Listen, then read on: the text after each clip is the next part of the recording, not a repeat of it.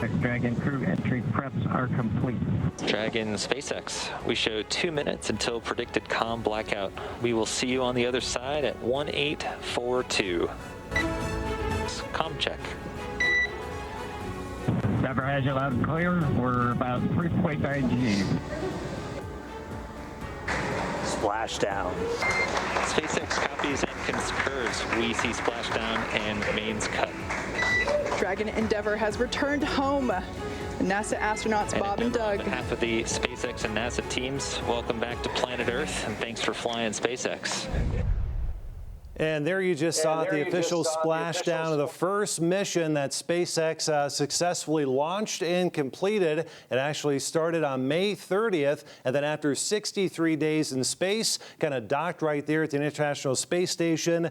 Doug Hurley and Bob Behnken, they made it back safe and sound yesterday, splashdown in the northern Gulf of Mexico, just off to the south there of Pensacola, Florida. This was an absolute historic space mission, and for more on that, want to bring in NASA Deputy Administrator Jim Morhard. Jim, thank you so much for joining us here today. And oh my gosh, how historic was this? I'm going to start just kind of reading a few things, and then you let me know if I'm leaving anything out. First time since 2011 that U.S. astronauts were launched to space right here in American soil. First time we had a water landing since the Apollo missions in 1975, and the first commercial flight to the International Space Station. First of all, am I leaving anything out? And number two, what does this mean for space travel going forward? Matt, you've hit it right on the mark. And you think about it, you know, in the Apollo era, we designed, built, launched, and operated rockets and spacecraft. And what we're doing here, we've got a commercial partner, SpaceX, who has done, they've built it and with our help launched it. But we are trying to become a customer, really one of many customers to the commercial market, and really trying to expand the economy in low Earth orbit. And the hope is ultimately we'll have commercial space stations. There's such a demand for research and development in microgravity. And we're seeing it with, we're going to look at the data of this end-to-end flight test.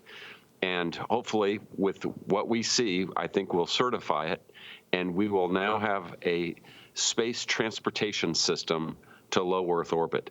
And what that means for NASA is, at the space station, our research and development will go up by 300% when we launch the next Crew 1, which hopefully will be sometime in October. Okay, so everybody saw it go up on May 30th. Everybody saw them successfully splash down yesterday on August 2nd. But the 63 days that Bob and Doug were up there at the ISS, what kind of experiments were they conducting? Exactly what was going on up there? You know, they were there with Chris Cassidy, another NASA astronaut, and they were doing spacewalks to replace batteries. And you know, this is the greatest engineering marvel in history. But it is a lot of work to keep the space station going. So they really were working with Chris Cassidy to make sure that everything is working correctly. And again, it gets down to safety, and it gets down to why they're there, which is really to try to work on things in microgravity, whether that's industrial medicine, like creating mass production of retinal implants, or actually finding the immunization for salmonella. They're also working on advanced materials. So there's a lot going on there. And again, when we get a full complement of 4 in the next Crew 1 flight, we're going to really expand that research and development. Okay, so the next flight you say is now targeted for October. How many flights really should be going up each year? Is it just going to expand and expand as we go forward in time? I expect we'll have 2 a year.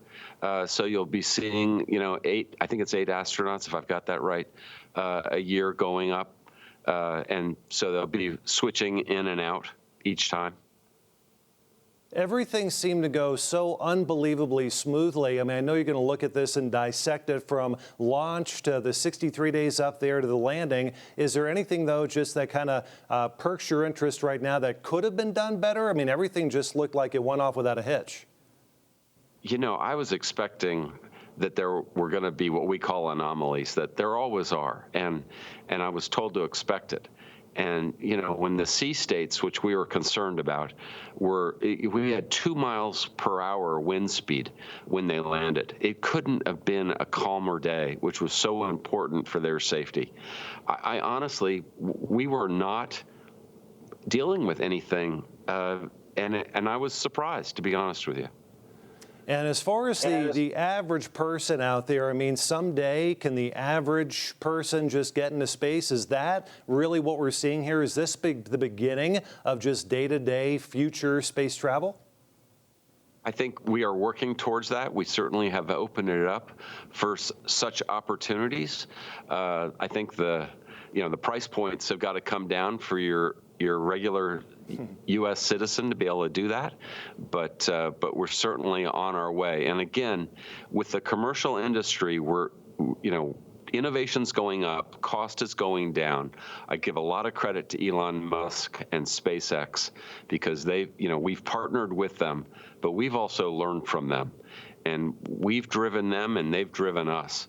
And I think you'll continue to see the cost of launch going down, which is what we want because we want to expand that economy in low Earth orbit.